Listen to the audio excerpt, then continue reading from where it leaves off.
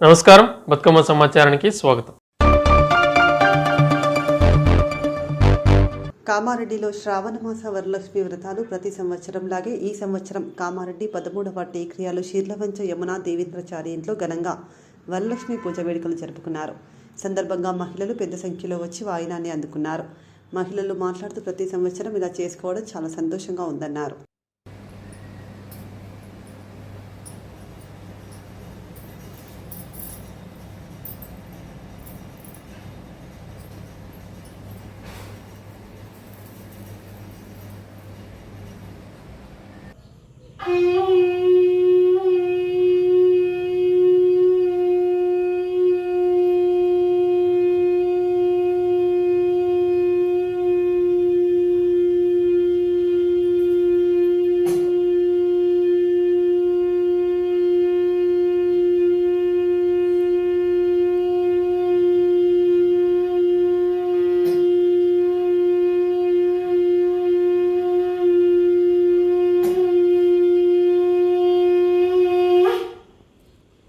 वाचे नमः। ओम पद्मालयाय नमः। ओम पद्मप्रियाय नमः। ओम शुचे नमः। ओम स्वाहाय नमः। ओम स्वधाय नमः। ओम हिरण्यप्याय नमः। ओम लक्ष्मी नमः। ओम नित्यपुष्टाय नमः। ओम विभावर्त्यै नमः। ओम आदित्याय नमः। ओम दीप्त्यै नमः। ओम दीप्त्याय नमः। ओम दित्यै नमः। ओम वसुधाय नमः। ओम वसुधारिण्यै नमः। ओम कमलालये नमः। ओम कान्ताय नमः। ओम काम्यै नमः। ओम क्रोध संभवाय नमः। ओम अनुग्रह प्रदाय नमः। ओम बुद्धये नमः। ओम अरगाय नमः। ओम हरिवल्लभाय नमः। ओम अशोकाय नमः। ओम अमृताय नमः। ओम दीपाय नमः। ओम लोकविनाशाय नमः। ओम धर्मनिलयाय नमः। ओम करुणाय नमः। ओम लोकमात्रे नमः। ओम पद्मप्रियाय नमः। ओम पद्महस्ताय नमः। ओम पद्माख्याय नमः। ओम पद्मसुंदरी नमः। ओम पद्मोद्धवाय नमः। ओम पद्ममुख्यै नमः। ओम पद्मनाभप्रियाय नमः। ओम रमाकान्ताय नमः। ओम पद्ममालाधराय नमः। ओम देवी नमः। ओम पद्मिन्यै नमः। ओम जगन्नी नमः। ओम पुण्यगन्धाय नमः। ओम नवाढ्याय नमः। अनुग्रहाय नमः। ओम प्रसादस्मिन् नमः। ओम प्रभावाय नमः। ओम चन्द्रवदनाय नमः। ओम चून्द्राय नमः। ओम चन्द्रसहोदरी नमः। ओम चतुर्भुजाय नमः। ओम रूपेन्द्राय नमः। ओम चन्द्ररूपाय नमः। ओम इंदिराय नमः। ओम हिंदुश्रीलाय नमः। ओम आह्लादजनकाय नमः। ओम पुष्टिशिवाय नमः। ప్రతి సంవత్సరము శ్రావణ మాసం 2వ శుక్రవారం వరలక్ష్మి వ్రతం చేసుకుంటారు కనుక ఈ సంవత్సరం కూడా మరి వరలక్ష్మి వ్రతం చేసుకున్నారు. వాళ్ళని అడిగి తెలుసుకుందాం అసలు వరలక్ష్మి వ్రతం ఎందుకు చేసుకుంటారు ఏమిటి అనేది. మరి మహిళలను అడిగి మరి దేవేంద్రాచారి వారు ఎన్నో సంవత్సరాలుగా ఇలా చేపిస్తున్నారు. ఆయన ఈ సంవత్సరం కూడా ఇలాగే చేయించారు. దేవేంద్రాచారి యమున వారి ఇంట్లో ఈరోజు జరిగినటువంటి ఈ కార్యక్రమంలో మరి ముత్తైదువులు పాల్గొని ఈ కార్యక్రమాన్ని వీక్షిస్తున్నారు. మరి వాళ్ళు చేసుకున్నటువంటి ఒక కార్యక్రమంలో వాళ్ళు ఏ విధంగా మనసు ఆనందం పొందారో తెలుసుకుందాం.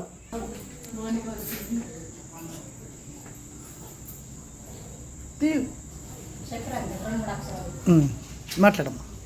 ప్రతి సంవత్సరం ఈ శ్రావణ మాసంలో వచ్చే వరలక్ష్మి వ్రతం చాలా శుభప్రదంగా భావిస్తాము. ఈ మాసంలో ప్రతి స్త్రీలకు అంత ముఖ్యమైన మాసంగా భావిస్తాము. కాబట్టి శ్రావణ మాసంలో పౌర్ణమికి ముందు వచ్చే శుక్రవారం నాడు వరలక్ష్మి వ్రతం చేసుకోవడం అనేది అతి శుభప్రదంగా భావిస్తాము. స్త్రీలకు ఎంతో ముఖ్యమైన మాసంగా ఎంతో పండుగగా ఇల్లంతా జరుపుకుంటాము. ఈ పూజ చేసుకున్న రోజు అందరు ముత్తైదులను పిలుచుకొని పసుపొట్టు కుంకుమ వాయినాలు ఇచ్చుకుంటాము. దీనివల్ల మన ఇల్లంతా శుభప్రదంగా మనకు అష్టైశ్వర్యాలు సుఖశాంతులు కలగాలని కోరుకుంటున్నాము. అమ్మని ఇలాగే ప్రార్థించాలని కోరుకుంటున్నాము.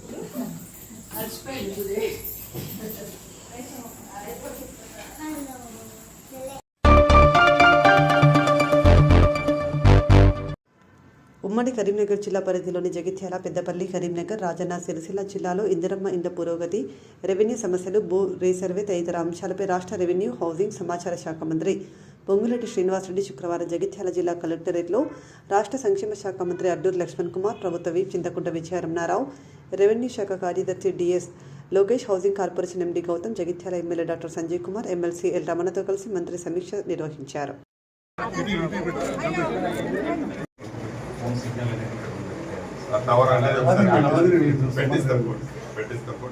అంటే మీరు ఇల్లు తీసుకున్న తర్వాత ఉండండి, అది పాడైపోతుంది. ఎమ్మటే చెప్పి మీకు కావాల్సినవన్నీ కూడా 3 నెలల్లో ఏర్పాటు చేపిస్తాం. బస్సు ఇస్తాము, హాస్పిటల్ కట్టిస్తాము, ఎమ్మటే స్కూల్ కూడా కట్టిస్తాము. ఈ 3 కదా మెయిన్. రోడ్లు చాలా వరకు ఇప్పుడు మీకు దీని వరకు వేసాం కదండి, 60 కోట్లు ఇచ్చి.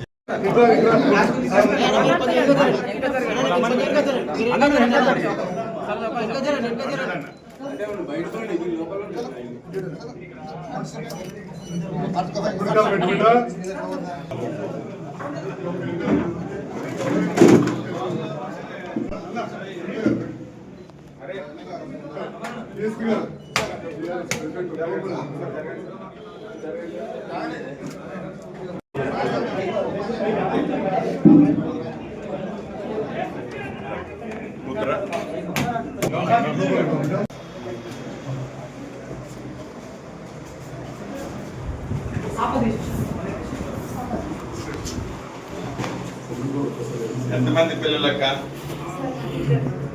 బాబా ఇంకా ఏం పని చేస్తుంటావు?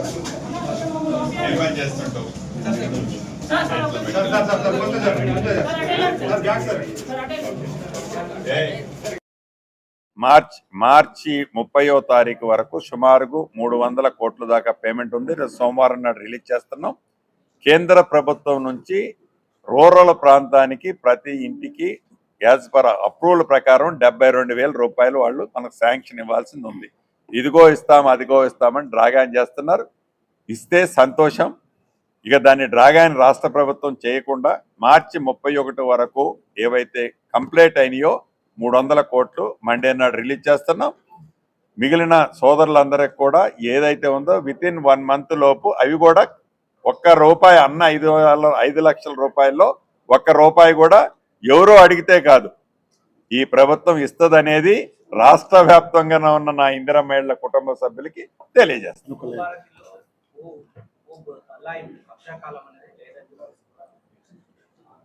కాలం ఉంది కదా, ఒకసారి చెక్ చేస్తాను. సారీ, మా మంత్రి గారు మాట్లాడు. ఇది ఎవరినో కక్షపూరితంగానో ఇతరత్రనో చేపట్టే ప్రభుత్వం కాదు అని, ఫ్రెండ్లీ ప్రభుత్వం అని సామాన్య ప్రజల్ని ఇబ్బంది పెడుతుంటే ప్రభుత్వం చూస్తూ కూర్చోదు. అదేవిధంగా ఇది ఈరోజు ఒక్కరోజు ఏదో కరీంనగర్ వచ్చేది, జగిత్యాల వచ్చేసి కరీంనగర్ ఉమ్మడి జిల్లా రివ్యూ మీటింగ్ పెట్టుకోవటమే కాదు, భవిష్యత్తులో మా సహచార మంత్రులు కానీ, మా సహచార విప్పులు కానీ, మా సహచార శాసనసభ్యులు కూడా ఇన్డెప్త్గా సర్వే విషయంలో కానీ, హౌసింగ్ సెక్టార్లో కానీ, ఈ స్టాంప్స్ అండ్ రిజిస్ట్రేషన్ వ్యవస్థలో కానీ, ఇతరత్ర ఈరోజు ఏ రకంగా అయితే రివ్యూ జరిగిందో భవిష్యత్తులో ప్రతి నియోజకవర్గంలో ఇదే రకంగా రివ్యూ జరిగేటట్లు కలెక్టర్లకి మా సభ్యుల్ని రిక్వెస్ట్ చేశాం, కలెక్టర్లకు ఆదేశాలు ఇచ్చాం. ఆ దిశలో భవిష్యత్తులో వడివడిగా మేము టార్గెట్ ఒక 1.5 ఇయర్లో రాష్ట్ర వ్యాప్తంగా ప్రతి అంగుళాన్ని సర్వే చేసి, ఈ సర్వే చేసిన దాన్ని వివాదరహితమైన భూమి టైటిల్తో సహా ప్రతి మనిషికి ఆధార్ ఎలా ఉంటుందో భూభారతి చట్టంలో చెప్పినట్టు భూధార్ ఇస్తామని, దాన్ని కోఆర్డినేట్స్తో కూడిన మ్యాప్ ఇస్తామని చెప్పిన ప్రకారం చేసే దిశగా చిత్తశుద్ధితో ఈనాడు ఈ సమాలో మెయిన్ కాన్సన్ట్రేషన్ దాని మీద చేయటం జరిగింది. స్థానిక శాసనసభ్యులు మా సంజయ్ కుమార్ గారు నేను కోరిన వెంటనే ప్రత్యేకంగా ఇక్కడ ఉన్నటువంటి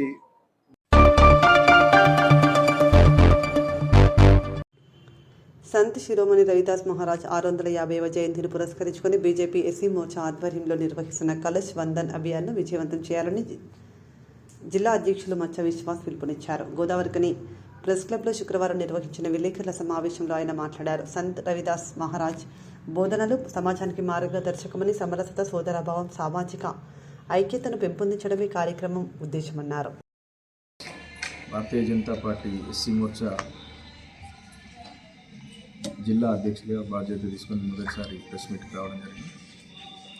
ఒక సామాన్య కార్యకర్తగా గత 15 సంవత్సరాల నుంచి జెండా పట్టుకున్నందుకు పార్టీ నన్ను గుర్తించి ఈ బాధ్యత నాకు ఇచ్చినందుకు పెద్దలందరికీ ధన్యవాదాలు. ప్రతి ఒక్కరు నాకు ఎవరైతే సపోర్ట్ చేసిన వారికి, అలాగే ఇప్పుడున్న జిల్లా అధ్యక్షుల వారికి, ప్రధాన కార్యదర్శి వారికి, ఇక్కడున్న జాతీయ కార్యదర్శి గారికి అందరికీ పేరు పేరున ధన్యవాదాలు. ఈరోజు ప్రెస్ మీట్ పెట్టడానికి గల ముఖ్య కారణం ఏంటంటే, భారతదేశంలో చాలామంది గొప్ప వాళ్ళు ఉన్నారు. దాన్ని గత ప్రభుత్వాలు కొన్ని వారిని కనుమరుగు చేసే ప్రయత్నం చాలా వరకు చేశారు. దాన్ని ఉద్దేశించి వాళ్ళందరినీ మేము గుర్తించి ముందుకు తీసుకురావడానికి ఎన్నో సంవత్సరాల నుంచి ప్రయత్నాలు చేసింది భారతీయ జనతా పార్టీ. దాంట్లో భాగంగానే సంత్ రవిదాస్ గారు వారి 650వ జన్మదినం సందర్భంగా జూలై 29 నుండి ఫిబ్రవరి 28 వరకు జయంతి ఉత్సవాలు జరపాలని చెప్పేసి ఎస్సీ మోర్చా భారతీయ జనతా పార్టీ నిర్ణయం తీసుకుంది. ఈ కార్యక్రమంలో భాగంగా వారు సంత్ రవిదాస్ గారు ఎక్కడైతే జన్మించారో వారణాసి పక్కకు గోవర్ధనపూర్ అని చెప్పేసి అక్కడ వారు జన్మించారు. వారు మోచి కులస్తులు, చెప్పులు కుట్టుకుని కులస్తులు. వారు అలాంటి కుటుంబంలో పుట్టి ఆ రోజు వారు పుట్టిన ఏదైతే వారు పుట్టిన ఆ రోజులలో ఇటు మొఘలులు దాడి చేయడం, అలాగే ఈ అంటరానితనం అప్పుడు బాగా అలాంటి రోజులలో వారు వాటిని తట్టుకొని వాళ్ళ అమ్మ నాన్న ఏం చెప్పినా పనిచేస్తూ వారు ధ్యానంలో ఎక్కువ వండుకుంటూ చదువు రాకుండా వారు ధ్యానం చేసుకుంటూ నా ధర్మం బాగుండాలి, నేను బాగుండాలని చెప్పేసి చాలా పోరాటాలు చేశారు. దానికి ఒక చిన్న ఉదాహరణ ఏంటంటే, వారు చెప్పులు కుట్టుకుంటుంటే ఆ వారణాసి ఆ ప్రాంతంలో ఎవరైతే సంతులు సాధువులు ఆ ఏరియా నుండి దారిన వెళ్ళే వారికి వారు రోజు చెప్పులు కుట్టి ఆ వెళ్ళే వారికి అంటే వారు చెప్పులు కుట్టుకుంటేనే వాళ్ళకు ఉపాధి, అలాంటి ఉపాధిని కూడా కాదనుకొని వారు కుట్టిన అట్లా వెళ్ళే సాధువులకు పిలిచి వారు నమస్కరించి ఏదైతే కుట్టిన చెప్పులు ఇచ్చేవారు. ఎందుకు అలా ఇచ్చేవారంటే, అప్పుడు అంటరానితనం ఎక్కువ ఉంది, మమ్మల్ని అక్కడికి గుడికి రానియరు, కనీసం నేను చేసిన ఈ చెప్పులైనా అక్కడికి వెళ్ళి ఆ గుడి ప్రాంగణంలోకైనా ఆ ముందుకైనా వెళ్తాయనే ఉద్దేశంతో వారికి ఇచ్చి, అట్లా ఒక గురువు దగ్గర శిష్యరేఖం తీసుకొని ఎన్నో కవిత్వాలు రాసి ఎన్నో భజనలు చేసి మొఘలులతోని ఫైట్ అంటే యుద్ధాలు కాకుండా అలా చేసి సమాజంలో కులాలు అనేది లేదు, సమరసతా భావంతో వారు అందరినీ కలుపుకుంటూ అన్ని కులాలను కలుపుకుంటూ వారికి ప్రత్యేకంగా రాజస్థాన్, పంజాబ్, మహారాష్ట్ర, ఆంధ్రప్రదేశ్ ఈ ఏరియాలలో వారికి ప్రత్యేక గుడులు ఉన్నాయి, మఠాలు ఉన్నాయి. మన ఏరియాలో కొంచెం తక్కువ తెలుసుకోవచ్చు, కానీ ఆ ఏరియాలో మాత్రం అతనికి వారణాసిలో కూడా కాశీ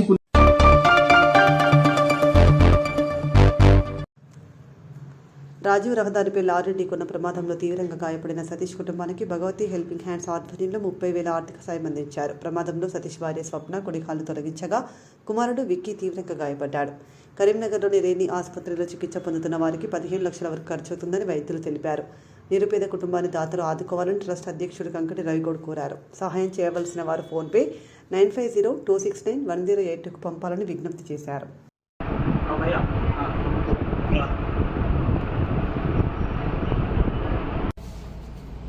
రోడ్డు ప్రమాదంలో గురైన 30,000 ఆర్థిక సాయం చూపెట్టన్న మా భార్యకు మా పిల్లలు చేయలేదని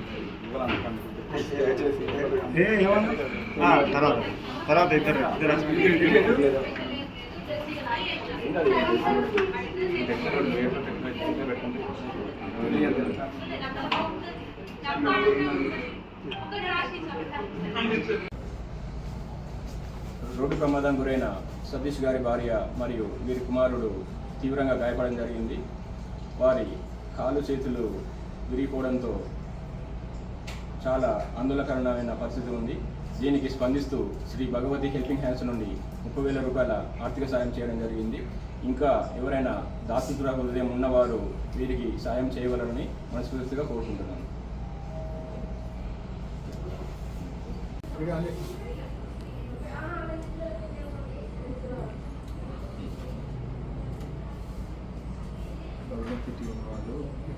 భగవతి టీం వాళ్ళు మా భార్య, నేను, మా కొడుకు దొంగతనం పోయి దాంట్లో యాక్సిడెంట్ అయింది. ప్రసన్న తోడుగేరు యాక్సిడెంట్. వాళ్ళు వచ్చి మాకు ఆర్థిక సహాయం అందించారు. వాళ్ళందరికీ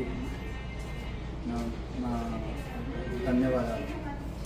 వీళ్ళతో పాటు ఇంకో నలుగురికి తెలిసి వాళ్ళు కూడా మాకు హెల్ప్ చేయాలని ధన్యవాదాలు తెలియజేస్తున్నాను. ఈరోజు వెనుకాది సతీష్ గారి కుటుంబం రోడ్డు ప్రమాదానికి గురై వారి సతీమణి మరియు కుమారుడు తీవ్ర అస్తవ్యస్తకు గురై వాళ్ళ కాళ్ళు చేతులు తీసివేయడం జరిగింది. భగవంతుని దయ వల్ల వాళ్ళు బతికారు. కానీ వారి ఆసుపత్రి ఖర్చుల నిమిత్తం 20 లక్షల వరకు ఖర్చు అని ఆసుపత్రి వర్గాలు తెలియజేయడం జరిగింది. వెంటనే స్పందించి మా శ్రీ భగవతి హెల్పింగ్ హ్యాండ్ తరఫున 30,000 ఆర్థిక సహాయం చేశాము. మేము చేసిన చిన్న సహాయమే, కానీ మమ్మల్ని చూసి ఒక నలుగురు వచ్చి వీళ్ళకి ఈ కష్ట సమయంలో సతీష్ అనేవారు వృత్తిరీత్యా లారీ డ్రైవర్ పని చేసుకుంటారు. ఆ రోజు పని చేస్తే కానీ పొట్ట గడవని పరిస్థితి వారిది. సో దయచేసి ఇంకా సమాజంలో ఉన్న గొప్ప వ్యక్తులు ఎవరైనా ఉంటే వీళ్ళకి ఆర్థిక సాయం చేయవలసిందిగా కోరుచున్నాం. Thank you. ఇంకా ఎవరైనా సహాయం చేయవలసి ఉన్నవారు కింద ఉన్న నంబర్కి మీరు సహాయం చేయగలరు. మీ చిన్న సహాయం 2 ప్రాణాలకు పునర్జన్మనిస్తుంది. దయచేసి ఈ వీడియోను ఫార్వర్డ్ చేసి మీకు తగిన సహాయం చేయగలని మనస్ఫూర్తిగా కోరుకుంటున్నాను.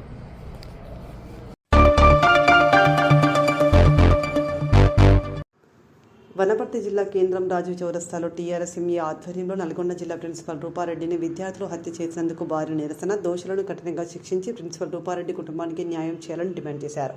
Telangana recognised school management association ఆధ్వర్యంలో ప్రైవేట్ పాఠశాలలు యాజమాన్యాలు ఉపాధ్యాయులు వారి ర్యాలీ నిర్వహించారు. రాజీవ్ చౌరస్తా నుండి కొత్త బస్టాండ్ మీదుగా కలెక్టర్ కార్యాలయం వరకు ర్యాలీ నిర్వహించి జిల్లా కలెక్టర్కు వినతి పత్రం అందజేశారు.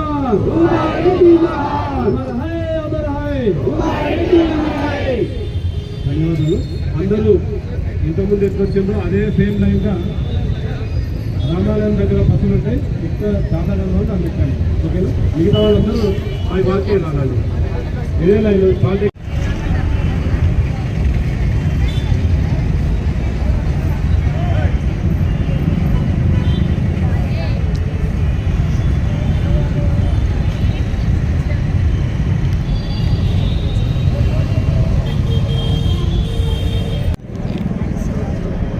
విద్యార్థి మర్డర్ చేయడం అనేది చాలా దారుణమైనటువంటి సంఘటన. ఇది రాష్ట్ర వ్యాప్తంగా విద్యా సంస్థలన్నీ ఒకసారి ఉలిక్కిపడ్డాయి. ఇలాంటి సంఘటన పునరావృతం కాకుండా ప్రభుత్వం తగిన చర్యలు తీసుకోవాలి. అంతేకాకుండా టీచర్ ప్రొటెక్షన్ యాక్ట్ కూడా అమల్లోకి తీసుకురావడానికి ప్రభుత్వం సహకరించాలి. ముఖ్యంగా సమాజంలో అసలు ఇంత రుగ్మతలు ఎందుకు పోతున్నాయో అర్థం కావడం లేదు. దానికి ముఖ్యంగా కేవలం ఒక టీచర్లే కారణం కాదు. ఈ రకంగా విద్యార్థులు తయారవుతున్నారంటే దానికి కారణము ఉపాధ్యాయులే కాకుండా వారి తల్లిదండ్రుల పాత్ర చాలా ఉంది. కాబట్టి తల్లిదండ్రులే ఫస్ట్ టీచర్స్ తల్లిదండ్రులే. కాబట్టి తల్లిదండ్రులు ఇంటి దగ్గర ఆ విద్యార్థులు ఎలా చదువుతున్నారు, ఎక్కడ తిరుగుతున్నారు, ఏం చేస్తున్నారు, ఇవన్నీ కూడా ప్రతిరోజు పరిశీలన చేయాల్సినటువంటి బాధ్యత తల్లిదండ్రుల పైన ఉంటుంది. అంతేకాకుండా విద్యార్థులు ఈ మధ్య ఎక్కువగా ఈ డ్రగ్స్ కానీ తర్వాత మత్తు పదార్థాలకు ఎక్కువగా అలవాటు పడుతున్నారు. అందులో భాగంగానే ఈ సంఘటన జరిగిందని నేను భావిస్తున్నా. అనేకంగా జలసాలకు అలవాటు పడడం. కాబట్టి దీన్ని తప్పకుండా ప్రభుత్వం ఈ యాక్ట్ను ప్రొటెక్షన్ యాక్ట్ తీసుకొచ్చి దాన్ని అమలులోకి తీసుకొచ్చి అందరికీ భద్రత కల్పించాలని కోరుకుంటూ, అంతేకాకుండా ప్రభుత్వానికి సమాంతరంగా అనేక విద్యా సంస్థలు ఇంకా ఎక్కువనే మేము కష్టపడి ఇక్కడ ఉన్న ఉపాధ్యాయులు కానీ యాజమాన్యాలు సొంతంగా రిక్రూట్ చేసుకొని బిల్డింగ్స్తో ఖర్చుతో ఉన్నటువంటి బిల్డింగ్స్ ఏర్పాటు చేసుకొని మంచి విద్యను అందిస్తారు. ఒక స్కూల్ ప్రిన్సిపాల్ను 10వ తరగతి విద్యార్థులు దారుణంగా చంపడము ఇది చాలా బాధాకర విషయం. ఎందుకంటే సమాజంలో నిరక్షర రాష్ట్రాన్ని పెంచాలని చెప్పి మా సొంతలకు ఉద్యోగాలు రాకుండా మేము ఉద్యోగాలు క్రియేట్ చేసుకుంటూ వందల మంది లక్షల మందికి ఉద్యోగాలు ఇస్తూ ఈరోజు ప్రభుత్వ పాఠశాల దీటుగా ప్రైవేట్ పాఠశాలలు నడుపుతా ఉన్నాం. ఈ ప్రైవేట్ పాఠశాలల్లో నడిపే కరెస్పాండెంట్ కానీ ప్రిన్సిపాల్స్ కానీ టీచర్లు అందరూ కూడా నిరుద్యోగులు మాత్రమే. ఈ నిరుద్యోగులకు నిరుద్యోగం కల్పిస్తుంటూ నిరుద్యోగాలకు ఉద్యోగాలు ఇస్తూ ఈరోజు సమాజంలో ఒక అక్షరాస్యతను పెంచి మంచి విద్యార్థులకు భవిష్యత్తు ఇవ్వాలని ప్రతి కరెస్పాండెంట్, ప్రతి ప్రిన్సిపాల్, ప్రతి టీచర్ కూడా చాలా కష్టపడి పనిచేస్తా ఉన్నాం. ఇంత కష్టపడి పనిచేస్తున్న సమయంలో మాకు రక్షణ లేకుండా పోతా ఉంది, మాకు స్వేచ్ఛ లేకుండా పోతా ఉంది, మాకు గౌరవం లేకుండా పోతా ఉంది. ఈ రోజు మేము స్కూల్కి వస్తే భయపడుకొని, లేస్తే భయము, పండుకుంటే భయము, చచ్చిపోతా ఉన్నాం మేము. ఎందుకంటే ఈ రోజు ప్రతి ప్రిన్సిపాల్, ప్రతి కరెస్పాండెంట్, ప్రతి ప్రైవేట్ స్కూల్ టీచర్లు కూడా చాలా కష్టపడతా ఉన్నాం, అహర్నిశలు కష్టపడతా ఉన్నాం. ప్రతి పిల్లగాని భవిష్యత్తు బాగు చేయాలి, ప్రతి పిల్లగాని భవిష్యత్తులో ఒక మంచి స్థాయిలో ఉండేట విధంగా ఈ రోజు ప్రతి కరెస్పాండెంట్ కూడా ఆలోచన చేస్తా ఉన్నాడు. అదే కాకుండా ఈ రోజు సమాజం కానీ ప్రభుత్వం కానీ ప్రతి ఒక్కరు కూడా ఏదో ఒక మా ప్రైవేట్ పాఠశాలల నువ్వు ఒక రౌడీలుగా ఒక ఏదో విధంగా మమ్మల్ని ఆలోచిస్తా ఉన్నారు. కాదు, మేము సమాజంలో చాలా కీలక పాత్ర పోషిస్తా ఉన్నాం. అందరి పిల్లలకు ఈ రోజు మంచి క్రమశిక్షణతో కూడిన నాణ్యమైన విద్య ఇస్తా ఉన్నాం. మాకు ప్రభుత్వం నుంచి కానీ ప్రజల నుంచి కానీ అందరి నుంచి మాకు రక్షణ కల్పిస్తే ఇంకా పిల్లలను అవసరం అన్నప్పుడు మేము శిక్షిస్తాం. ఎందుకంటే ప్రతి ఒక్కరి పిల్లవాడు కూడా ఎంత నువ్వు కౌన్సిలింగ్ చేసినా, ఎంత చెప్పినా పిల్లల లోపల మార్పు రావడం లేదు. కానీ ఒక్కొక్క సమయంలో అవసరం అన్నప్పుడు ఆ విద్యార్థులకు కొద్ది పనిష్మెంట్ ఇవ్వాల్సి వస్తుంది. ఆ పనిష్మెంట్ ఇవ్వాల్సి వచ్చిన సమయంలో ఇటువంటి పిల్లలు ఇంట్లో తయారై మా మీద ఖర్చు పెంచుకొని ఈ విధంగా దారుణం చేస్తారని మేము ఎప్పుడు కూడా అనుకోలేదు. మేము చాలా బాధపడతా ఉన్నాం ఈరోజు. ఎందుకంటే తల్లిదండ్రులు స్కూల్కి పంపిన తర్వాత ఒక రోజు రాకున్నా, చదువుకున్నా, పరీక్షల్లో కాపీ కొడుతూ ఉంటే కూడా వాడిని శిక్షించాలో లేదో తెలుస్తలేదు. వాడు క్లాసులో పిల్లలు, ఆడపిల్లలు, మగ పిల్లలు ఏదో రకమైన నిర్దేశం ఇల్లీగల్ యాక్టివిటీ చేస్తూ కూడా ఏం చేయాలో మాకు అవసరం లేదు. అందుకొరకు ప్రభుత్వం తరఫున మాకు పూర్తిగా సహకారాలు ఇస్తూ ఖచ్చితంగా భవిష్యత్తులో ఈ సమాజంలో ప్రైవేటు పాఠశాలలో ఖచ్చితంగా మేము ప్రొడక్షన్ చేస్తే మేము ఖచ్చితంగా పిల్లలకి ఇంకా మంచిగా క్రమశిక్షణతో నాణ్యమైన విద్య ఇస్తూ సమాజంకి కష్టపడి పనిచేస్తామని చెప్పి కోరుతూ ఈ అవకాశం. ఇంతటితో వార్తలు సమాప్తం. నమస్కారం.